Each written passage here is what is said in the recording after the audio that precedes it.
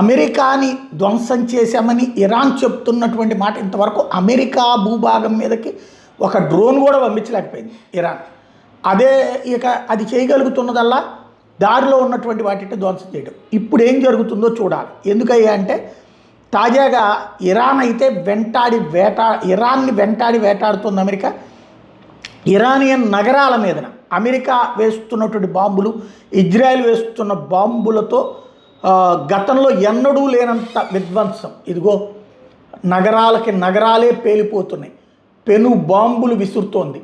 ఊళ్ళు ఖాళీ చేసుకుని పరుగులు పెట్టాల్సి వస్తుంది. అప్పటిదాకా ప్రశాంతంగా ఉన్నామనుకున్నటువంటి చోట్ల ఇట్లాంటి పరిస్థితులు తలెత్తుతున్నాయి.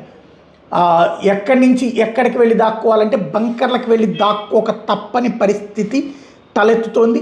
మరి ఈ విధ్వంసం ఇలాగే కొనసాగుతుందా లేదా అన్నది రాబోయే రోజుల్లో తేలాల్సినటువంటి అంశం.